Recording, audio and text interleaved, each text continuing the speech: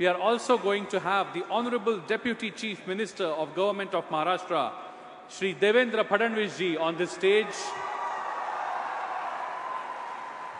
We will also have on this stage the former diplomat and former Chancellor of Central University of Bihar and former Speaker of Lok Sabha, Dr. Meera Kumar ji. And all, I would say, galaxy of stalwarts we are going to witness on today in this 12th edition of Bharatiya Chhatra Sansad. Now it's time when I invite the next eminent speaker of this session, Honorable Cabinet Minister for Education, Mines and Geology, Water Resources and Jails, Government of Punjab, Shri Harjot Singh Bains ji. But before I invite him to address the gathering, I would like to request my technical team to kindly relay the film. Shri Harjot Singh Bains is a well-known politician of the Aam Aadmi Party from Punjab. He won the Punjab Legislative Assembly election in 2022 from Anandpur Sahib Assembly constituency. On 19th March 2022, he took oath as the youngest ever cabinet minister in the history of Punjab state by breaking the record of Bikram Singh Majathiya. He has been part of many social movements and founded a Pan-Punjab United Youth Organization at the age of 18. He actively participated in the India Against Corruption movement. He was the founding president of the Aam Aadmi Party in Punjab at the age of 23. In 2016, he led the 300-kilometer-long 15-day Nava Punjab March against drug abuse in Punjab, walking from Shri in Fatehgarh Sahib district to the border of Husainwala in Firozpur district. Besides being an MLA in the Punjab Legislative Assembly, Shri Bains is also the spokesperson and a member of the National Executive of the Aam Aadmi Party. We warmly welcome Shri Harjot Singh Bains. Please put your hands together and welcome with a big round of applause Honorable Minister Sir Shri Harjot Singh Bains ji.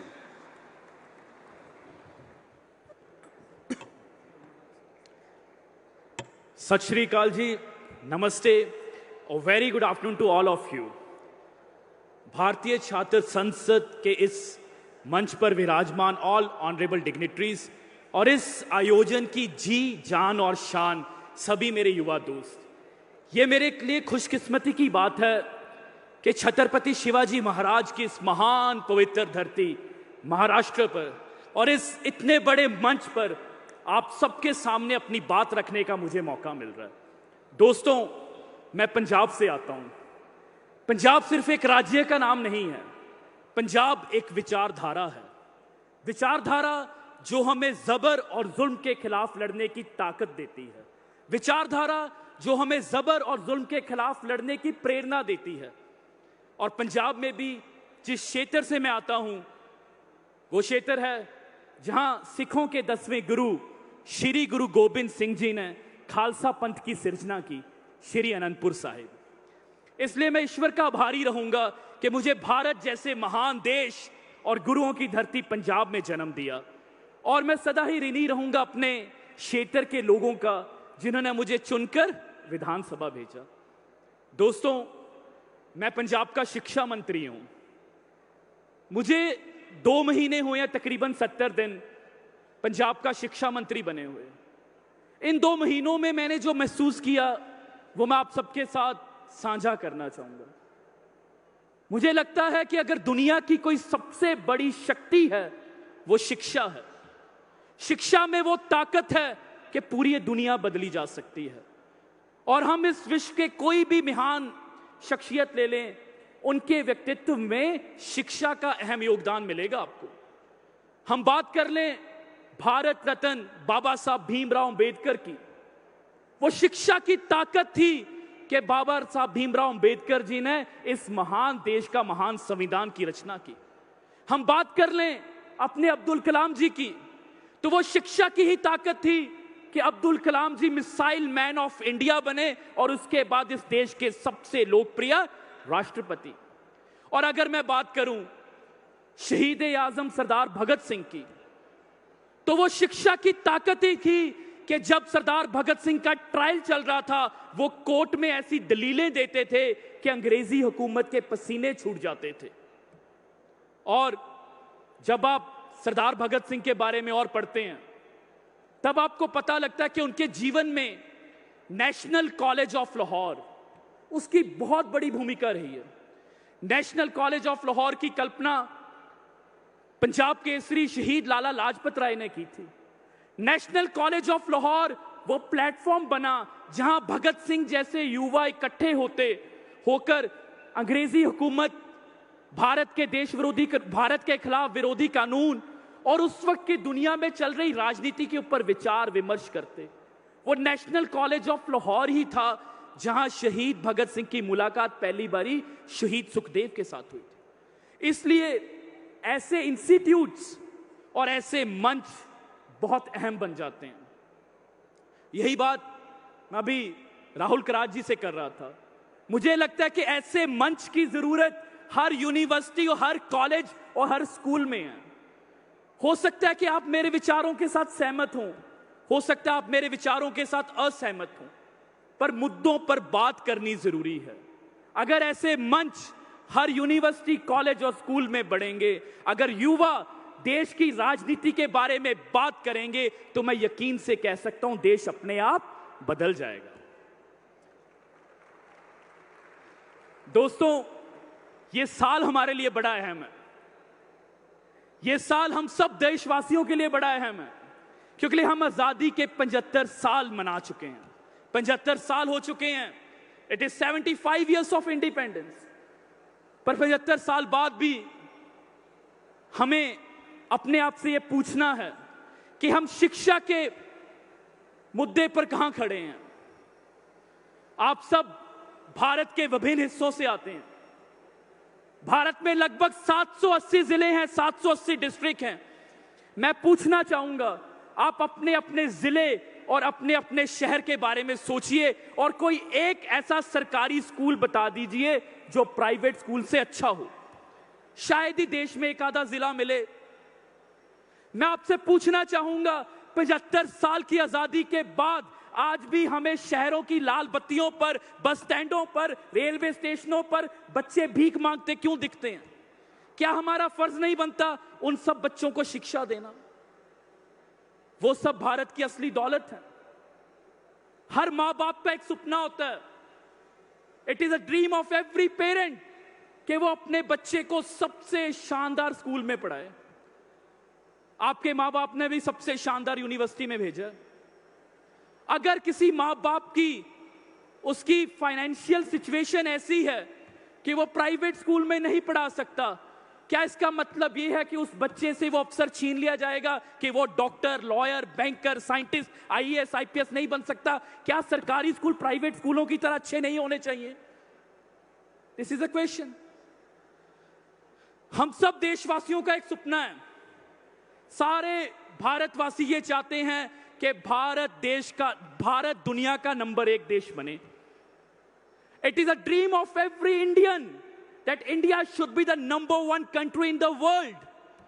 And there is only one way to achieve it, that is through education, education and education. सिर्फ और सिर्फ शिक्षा, शिक्षा और शिक्षा ही भारत को विश्व गुरु बना सकती है, भारत को दुनिया का नंबर 1 देश बना सकती है। और मैं आपको यह भी कहना चाहूंगा, आज इस देश की राजनीति में सिर्फ एक ही नेता है, श्री अरविंद केजरीवाल जी, जिसकी राजनीति के केंद्रीकरण में शिक्षा है। और आम आदमी पार्टी वो पार्टी है जिसकी प्राथमिकता शिक्षा है। कैसे देश नंबर 1 बनेगा? देश नंबर 1 कैसे बनेगा? देश के सारे बच्चों को शानदार स्कूल दे दो, शानदार पढ़ाई दे दो। 10-12 साल बाद वो देश को नंबर 1 अपने आप बना देंगे। उनमें से इतने साइंटिस्ट बनेंगे, इतने एस्ट्रोनॉट्स बनेंगे, इतने इंजीनियर बनेंगे, वो सब कुछ हल कर देंगे और भारत को नंबर 1 देश बना देंगे। भारत की सबसे बड़ी ताकत उसकी पॉपुलेशन है, उसका ह्यूमन रिसोर्स है। मैं स्कूलों में जाता हूं, बच्चों से पूछता हूं, बच्चे कहते हैं हम आईएएस बनेंगे, आईपीएस बनेंगे, सॉफ्टवेयर इंजीनियर्स बनेंगे, साइंटिस्ट बनेंगे। अगर उन बच्चों को हम वो अच्छे स्कूल और पढ़ाई दे दें, भारत नंबर 1 देश अपने आप बन जाएगा। दोस्तों, आप में से बहुत से लोगों को यूनियन एजुकेशन मिनिस्टर का नाम नहीं पता होगा। उससे भी कम लोगों को अपने राज्य के शिक्षा मंत्री का नाम नहीं पता होगा। पर मैं दावे के साथ कह सकता हूं कि आप सबको दिल्ली के शिक्षा मंत्री का नाम पता होगा। उसका कारण है कि मनीष सिसोदिया ने दिल्ली के सारे सरकारी स्कूल प्राइवेट स्कूलों से बढ़िया कर दिए। आप कहेंगे हरजोत बैंस आपका दोस्त झूठ बोल रहा है। मैं आप सबको इनवाइट करता हूं, दिल्ली के सरकारी स्कूलों में जाओ और ग्राउंड रियलिटी चेक करो। आप देखकर हैरान हो जाएंगे, दिल्ली के सरकारी स्कूल प्राइवेट से इतने बढ़िया हो गए हैं। और मैं आपको यह भी बता दूं कि जो सबसे चीज मुझे अच्छी लगती है दिल्ली के सरकारी स्कूलों के बारे में, वो ये है कि दिल्ली के सरकारी स्कूलों में पढ़ते जो बच्चे हैं उनमें अपने आप में एक प्राइड होता है। उनको गर्व है कि वो सरकारी स्कूल में पढ़ते हैं। दिल्ली के सरकारी स्कूलों में जो बच्चे पढ़ते हैं उनके माँ बाप मजबूरी में नहीं भेजते, वो दिल से भेजते हैं। और देश के बाकी हिस्सों में मजबूरी से भेजते हैं। मैं मोहाली के एक स्कूल में गया अपने पंजाब में, तो एक पिता मुझे मिले, कहते कोविड के कारण मेरा सारा काम, मेरा बिजनेस खराब हो गया। मेरा बेटा कॉन्वेंट स्कूल में पढ़ता था और मुझे अब इस सरकारी स्कूल में लगाना पड़ रहा है। 1 साल में मैं अपना बिजनेस ठीक कर दूंगा, पर 1 साल ये सरकारी स्कूल में इसको लगा रहा हूं, मेरी मजबूरी है। आप ध्यान रखना, आप शिक्षा मंत्री हो। मैंने उनसे वादा किया कि आपको दोबारा अपना बच्चा कॉन्वेंट में नहीं भेजना पड़ेगा, सरकारी स्कूल इतने शानदार बना देंगे। और मैं आप सबको बतौर पंजाब का शिक्षा मंत्री आमंत्रित करता हूं, 1 साल बाद मेरे पंजाब आइए। 100 स्कूल बना रहा हूं ऐसे, 100 स्कूल्स ऑफ एमिनेंस, जो अपने शहर और अपने जिले के सबसे शानदार स्कूल होंगे। राहुल कराड़ जी को भी बुलाएंगे और ऐसी एक कॉन्फ्रेंस पंजाब में करेंगे। 19,000 स्कूल हैं, एक साल में नहीं बदल सकता, पर मेरा वादा है अगले 3-4 साल बाद पंजाब का शिक्षा मॉडल देश में सबसे बेहतरीन होगा। ये मेरा वादा है। हो सकता है बहुत सी ताकतें हमें रुकें, क्योंकि दिल्ली में स्कूल बदल दिए तो ईडी आ गई। हो सकता है मेरे घर भी कभी ईडी की रेड पड़ जाए, पर दुनिया की कोई भी ताकत हमें रोक नहीं सकती। दोस्तों, समय की अपनी सीमा है, इसलिए मैं उसका सम्मान भी करना चाहूंगा। मैं आपसे अंत में यह कहना चाहूंगा कि आपसे बहुत सारे लोग बोलेंगे कि राजनीति अच्छी चीज नहीं है। आपसे बोलेंगे कि राजनीति में अगर आना है तो बहुत सारा पैसा चाहिए होता है। आपसे बोलेंगे कि राजनीति में अगर आना है तो कोई सिफारिश या आपका परिवार राजनीतिक परिवार होना चाहिए।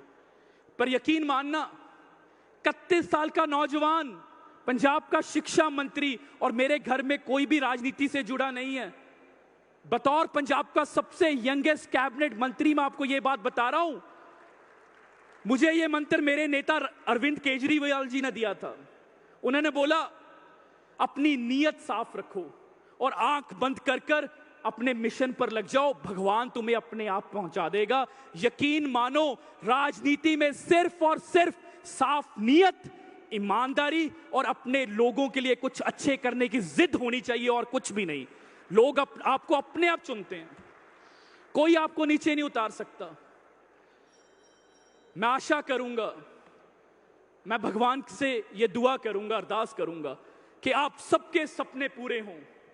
आप एमएलए बने, एमपी बने, मंत्री बने, मुख्यमंत्री बने, प्रधानमंत्री बने, पर जब भी आपको जीवन में कभी मंत्री बनने का मौका मिले ना, तो कोशिश करना शिक्षा मंत्री बनना, क्योंकि सबसे ज्यादा काम, जो बदलाव आप शिक्षा मंत्री बनकर ला सकते हैं, वो और किसी कुर्सी पर बैठकर नहीं ला सकते। एक और बात,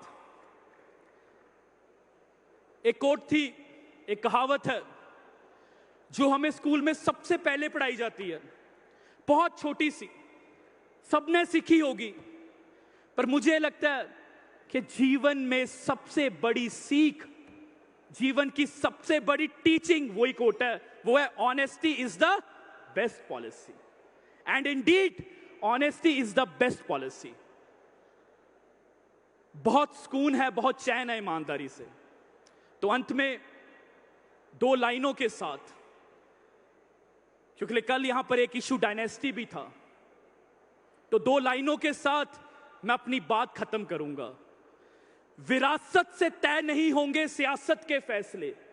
गौर से सुनना, विरासत से तय नहीं होंगे सियासत के फैसले। ये तो उड़ान तय करेगी कि आसमां किसका है, ये तो उड़ान तय करेगी कि आसमां किसका है। बहुत बहुत धन्यवाद जी। जय Hind. Thank you. Thank you very much, Honorable Minister, sir. It was indeed pleasure listening to you.